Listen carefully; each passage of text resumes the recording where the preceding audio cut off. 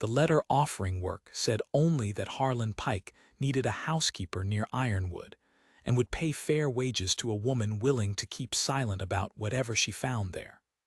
And Alina Hargrove, with $11 to her name and a husband 8 months in the ground, did not care what she found there so long as it came with a roof and regular food. She had buried more than a husband that spring, though she told no one in Ironwood the rest of it, a daughter, stillborn the same fever season that took her husband, so that she had stood at 2 graves inside of a month and come away from both with the particular hollowed quiet of a woman who no longer expected life to hand her anything gently. She had answered the housekeeper's notice because the alternative was a room above the mercantile she could not afford past autumn, and because some small, unkillable part of her still wanted work that meant something more than mere survival, though she would not have admitted to hoping for that on the long wagon ride out to the Pike spread. What she found, stepping down from the wagon into the Pike yard, was 2 children standing on the porch steps who did not run to greet her, did not speak, did not even seem to look at her so much as through her. A boy and a girl, 7 years old by the look of them, dressed neat and clean and utterly silent, watching her arrival with the flat, careful eyes of children who had learned that new things in their lives rarely stayed. "They don't talk," Harlan Pike said, coming around from the barn before she'd even set her trunk down, a big raw-boned man with grief worn into the lines of his face like weather into rock. "Not since their mother's funeral, going on a year now. Doctor in town says there's nothing wrong with their throats, says it's grief, and grief takes its own time, and I've about run out of patience waiting on its own time to be up." He looked at her, assessing, not unkindly but without much hope either. 3 housekeepers before you tried and left inside a month. I'll understand if you're the 4th.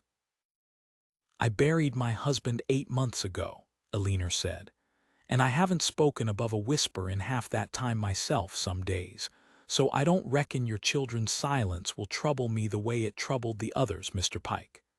Grief doesn't frighten me. I've been living inside it." Something in Harlan's face eased, marginally, at that, not warmth yet.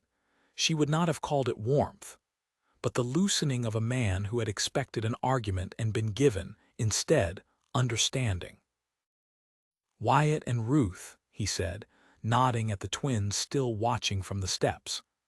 "They won't answer if you speak to them. Don't take it personal. They don't answer me either most days, and I'm their father."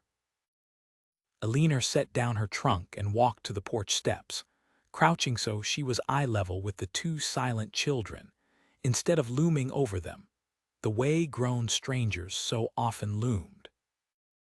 "I'm not going to ask you to talk," she told them, quiet, as though it were a secret between the 3 of them and not a declaration meant for their father's ears.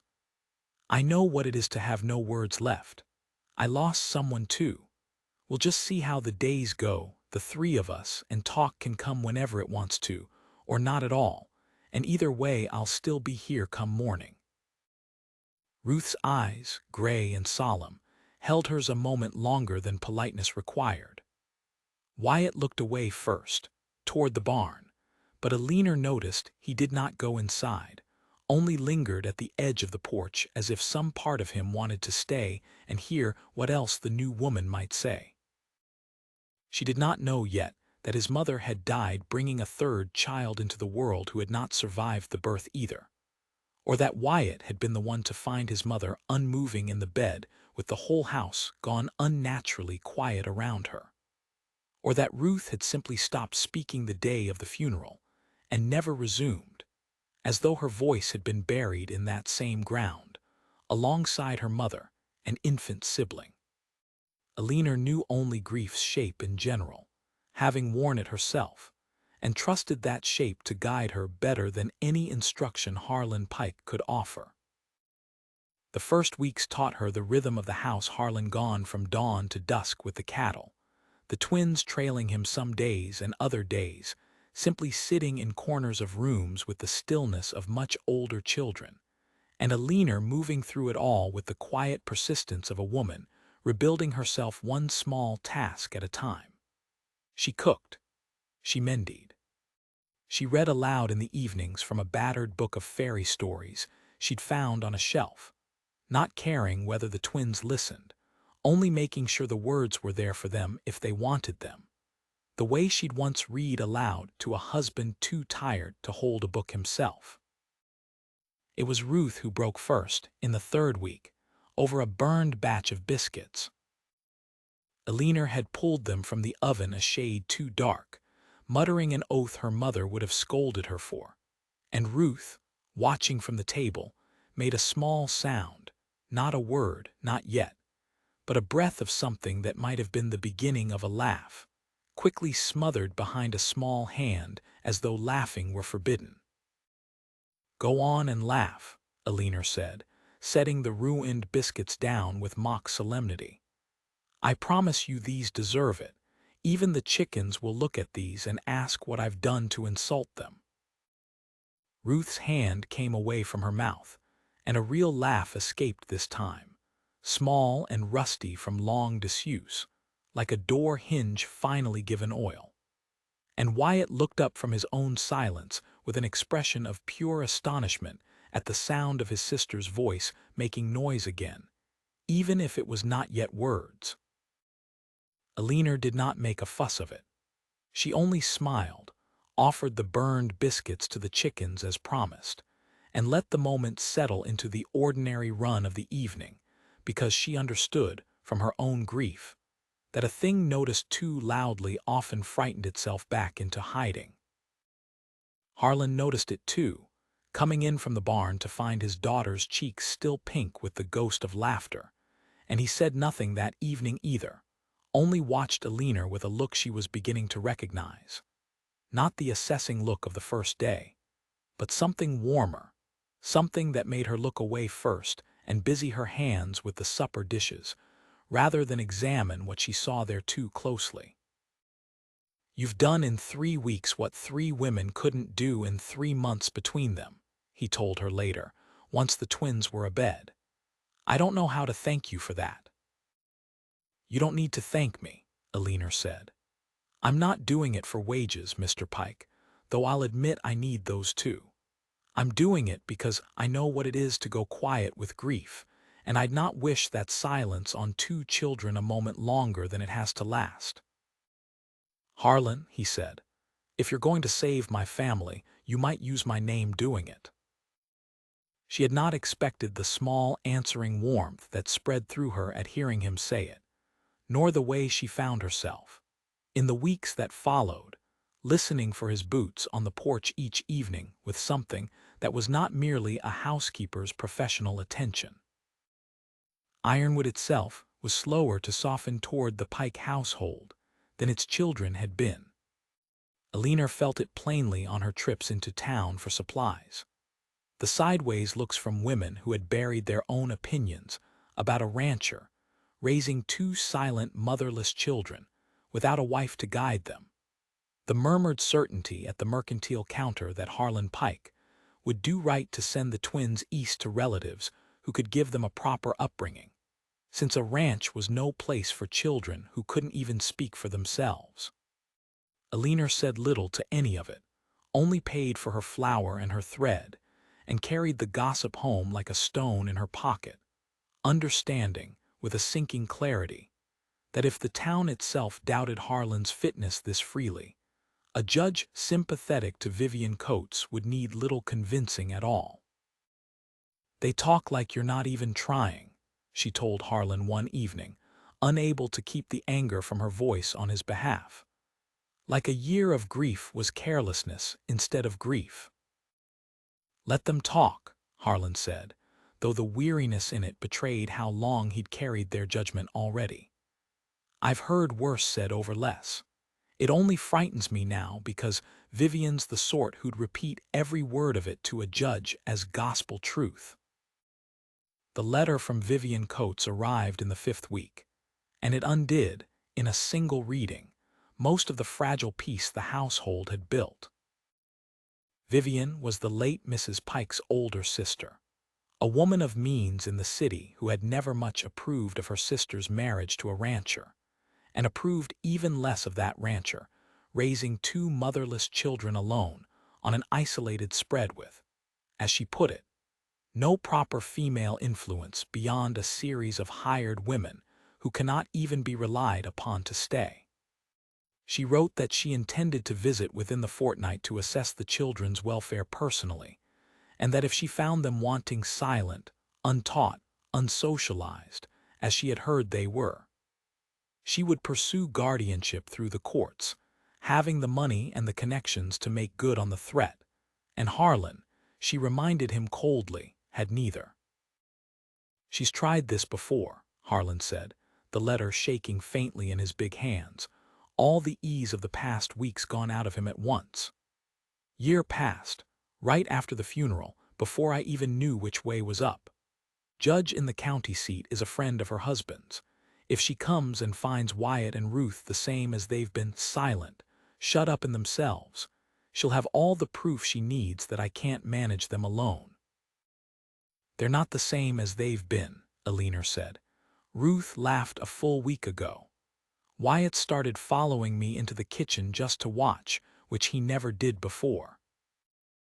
"A laugh and a boy underfoot won't stand up to a judge who wants proof of talking, proper schooling, a mother's care," Harlan said, and there was despair under the words now, raw and unhidden, the despair of a man who had been holding himself together through sheer stubborn will and felt, for the first time since his wife's death, that the will alone might not be enough. "I can't lose them too, Alina. I've already lost everything else that mattered. I won't survive losing them." "Then we don't give her the chance," Alina said, steady, though her own heart had begun to race at the thought of losing this fragile new life she had built herself into, this house, these children who had begun to feel less like an assignment and more like something she could not imagine walking away from. "2 weeks is enough time, Harlan. Not to force speech. I'll not frighten them into talking just to satisfy a woman's inspection, but to show her a home, a real one. Children who are safe and loved, whether or not they've found their voices yet." The 2 weeks that followed were the fullest Alina had ever poured herself into anything, not out of fear of Vivian Coates so much as a fierce, protective love that had crept up on her so gradually. She had not marked its arrival, for the twins first, and then unmistakably for their father, whose gruff, careful tenderness toward his silent children had begun to undo something in her that grief had locked tight since her husband's death. She taught Wyatt his letters with a slate and patience neither of them had known he possessed, and found he was clever, quick, hungry for the attention no one had thought to offer a silent child. She sat with Ruth over sewing and simple sums, and let the girl's small sounds of interest and frustration stand in for words the girl was not yet ready to give, never once demanding more than the day allowed.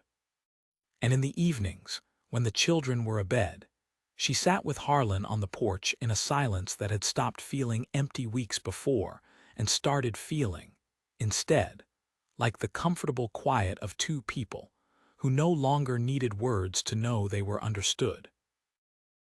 "I loved my wife," Harlan said, one such evening low, as though the words cost him something to spend. "I'll not pretend otherwise to you or to myself, but I find lately that the house doesn't feel like a grave anymore. It feels like it did before, near enough. I didn't think that was a thing I'd get to feel again." "Grief doesn't ask permission to ease," Alina said. "It just does, in its own time, same as your children's silence will, whenever it's ready. I didn't think I'd feel anything again either, after my husband. I find I was wrong about that too." He looked at her then with a directness that made her breath catch, and did not look away, and something passed between them on that dark porch that neither one named aloud, though both understood it plainly enough. The quiet, unmistakable recognition of two grieving people who had, against all expectation, found something worth living toward again in each other. 4 days before Vivian was due, a storm blew in off the plains faster than anyone had tracked it, black clouds rolling low and sudden, while Harlan was miles out mending line fence. And it was Alina who realized, with her heart lurching cold in her chest, that Wyatt was missing from the house. Ruth, frightened into speech for the first time in nearly a year, admitted through tears that her brother had overheard them talking about Aunt Vivian 2 nights before, about judges and courts, and children being taken from homes that failed to please, and had grown convinced in his small, silent way that if he simply disappeared, there would be no child for a judge to take, and his sister and father could stay safe without him complicating things. He said he was going to the line shack by the creek, Ruth confessed, so nobody would have to choose between him and staying together. He made me promise not to tell, but I don't want him gone, Mrs. Hargrove. I don't want him gone in the storm. Alina did not wait for Harlan. She wrapped Ruth in a coat and left her, over the girls' frightened protests, safely inside with the doors barred, and rode out into the gathering storm herself, following the creek trail on a borrowed mare with rain beginning to needle sideways and the light draining fast out of the sky, calling Wyatt's name into wind that flung it straight back into her own face. She found him at the old line shack exactly as Ruth had said, soaked through and shivering, having discovered the shack's roof half caved in and no dry corner left to hide in, too frightened by the lightning now to attempt the ride home alone. He flinched at the lantern light, certain for one terrible instant that he was already being sent away, and it was only when Alina swept him into her arms, drenched and sobbing with relief herself, that he understood he had been searched for, not simply retrieved. "You don't have to disappear to keep your family together," Alina said fiercely into his wet hair, the storm screaming around them both, her own tears mixing with the rain on her face. "That's not how love works, Wyatt. Nobody gets to choose between you and Ruth, not your father, not your aunt, not any judge in this territory, because you are not a problem to be solved by vanishing. You are wanted. Do you hear me? Wanted, exactly as you are, exactly where you are." "I didn't want them to have to pick," Wyatt said, the words torn and rough against her shoulder, more of them than he'd spoken aloud in a year entire. "They don't have to pick," Alina said, "because I'm not leaving, and neither is your father, and neither Wyatt Pike are you." Harlan found them there minutes later, having ridden for the house the instant the storm broke, and found Ruth alone and frantic, and the sight of his son sobbing but alive and whole in Alina's soaked arms broke something open in him that had stayed clenched shut since his wife's funeral.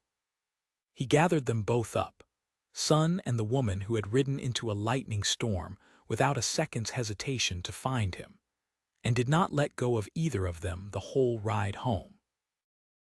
It was that night, drying by the fire with Wyatt finally asleep between them and Ruth curled against her father's side, that Alina understood the shape of what she felt for this family had gone past tending, and past even love for the children alone, into something that included the exhausted, grateful, quietly weeping man across the hearth from her.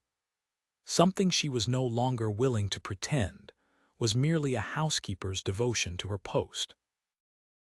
Vivian Coates arrived on a gray afternoon 4 days later in a hired carriage, far too fine for the ranch road, accompanied by a thin, disapproving lawyer named Mr. Aldous Crane, and swept into the house with the brisk efficiency of a woman who had already decided what she would find before she'd crossed the threshold. "Where are the children?" she said, not quite a question, and Harlan led her to the kitchen where Wyatt and Ruth sat over their slates with Alina between them, and Vivian's sharp eyes moved over the scene, the neat kitchen, the lesson in progress, the two children clean and occupied with visible, grudging surprise before her composure reasserted itself. "Silent still, I see," she said, watching the twins, who had gone still and wary at the stranger's entrance, Ruth's hand finding Alina's sleeve without seeming to notice she'd done it. "Whatever improvements you claim, Mr. Pike, A house where children cannot even greet a visitor is not a house fit to raise them, and I intend to say so to the judge." It was Ruth who spoke first, in a small, clear voice that had not been heard by anyone outside the family in nearly a year, her hand tightening on Aliner's sleeve as though drawing courage up through her fingers. "Don't take us away," Ruth said. "Please, we like it here now." The kitchen went entirely silent, Harlan's breath catching audibly, Aliner's own eyes filling before she could stop them, and Vivian Coates, for the first time since arriving, looked genuinely, thoroughly at a loss. "Ruthie," Harlan managed, dropping to his knees beside his daughter, his voice breaking clean in half at the sight of her standing up to a grown woman twice her size without a tremor. "That's my brave girl." "I didn't want to talk before," Ruth said, small and steady, looking not at her father but at her aunt. "There wasn't anything I wanted to say. Now there is. I want to stay with Papa and Mrs. Hargrove. Wyatt does too. Don't you, Wyatt?" Wyatt, who had not spoken a single word to anyone outside his own family in nearly a year, looked at his sister, and at his father kneeling before them, both with tears he made no effort to hide, and at Alina standing quiet and trembling by the stove, and found, apparently, that whatever had held his own voice locked away had loosened alongside his sister's. "Yes," Wyatt said, the word rough with disuse but entirely clear. "I want to stay. Aunt Vivian, please don't make us go." Vivian Coates stood very still in the doorway of a kitchen that had, in the space of 30 seconds, dismantled every argument she had come prepared to make, and Alina watched something complicated move across the older woman's face, not quite shame, but something adjacent to it, the recognition of a woman who had genuinely believed she was rescuing her sister's children, and now found herself confronted with the plain evidence that they did not want rescuing, only wanted to be left where they had, against all odds, found their way back to happiness. "I only wanted them cared for," Vivian said finally, quieter than her earlier tone, something almost like an apology in it. "Their mother was my sister. I couldn't bear to think of them neglected." "They're not neglected," Harlan said, rising, one hand still resting on Ruth's shoulder as though he could not yet bear to stop touching her, to reassure himself the voice was real. "They're loved, Vivian, more than I managed alone, I'll grant you that much honestly, but not for lack of trying and not any more for lack of help." His eyes found Alina's across the kitchen, warm and certain in a way that made her chest ache with feeling. "This woman gave my children back their voices. I think even your judge would call that fit care, whatever else he finds wanting in a rancher's house." Mr. Crane, the lawyer, cleared his throat and murmured something about there being little grounds for proceeding against a household where the children themselves testified, with such clarity, to their own contentment, and Vivian, after a long look at her niece and nephew standing steady and speaking, and entirely unafraid, nodded once, sharply, as though closing a ledger. "I'll not trouble you further," she said, "though I'll write, and visit properly if I'm welcome as their aunt rather than their inspector." "You're welcome," Harlan said, and meant it, some of the old grief in him easing further at the chance to mend rather than merely defend. Vivian and her lawyer departed before supper, the carriage rattling back down the ranch road into the gray afternoon, and the house that remained behind them felt, for the first time in nearly a year, entirely and unmistakably whole.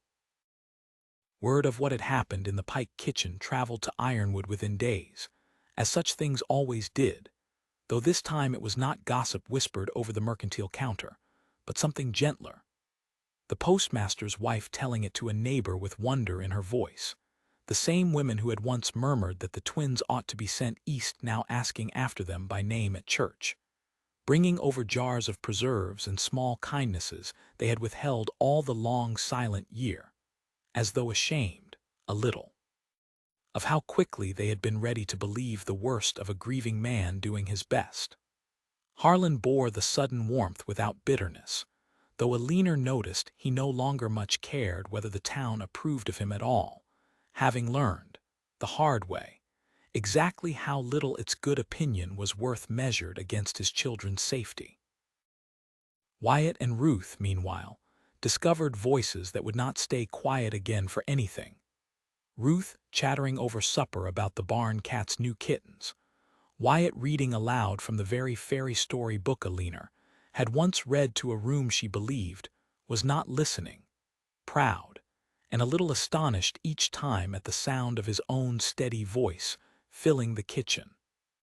Alina watched them bloom with a fierce, unguarded joy she had not let herself feel since her own daughter's small grave was still fresh-turned earth, and found that loving these two motherless children had not replaced her grief so much as given it somewhere useful to live.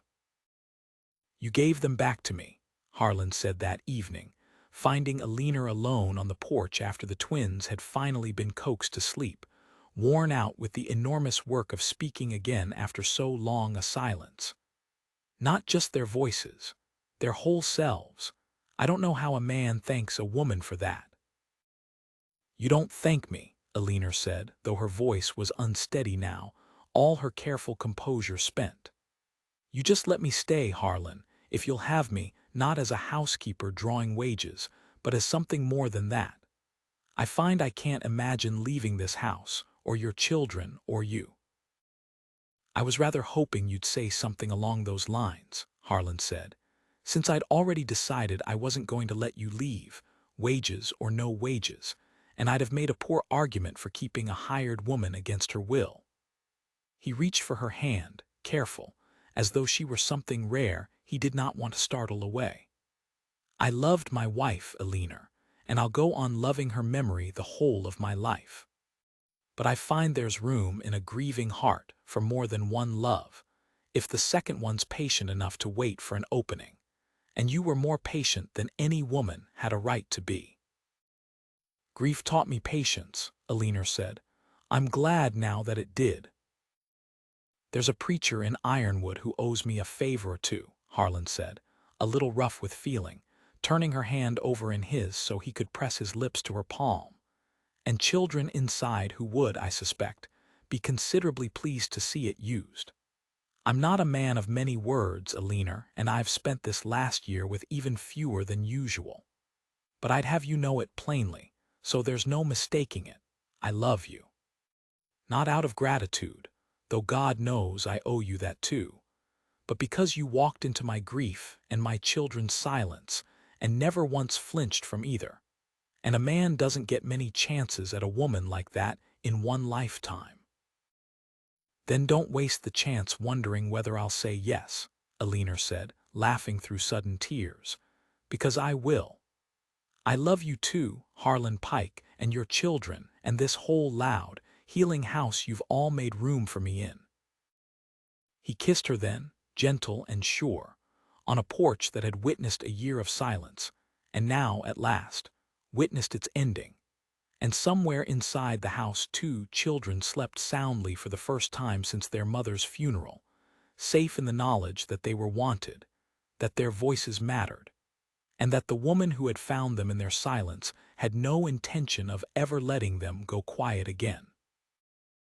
In the years that followed, Ironwood remembered the story the way small towns remember their gentlest miracles, not as gossip, but as something told softly, almost like a blessing, to any new widow arriving broken and unsure whether love could find her twice. It always could, the story said. It had found Alina Hargrove in a burned batch of biscuits and a little girl's rusty laugh, and it had never once let go of her again.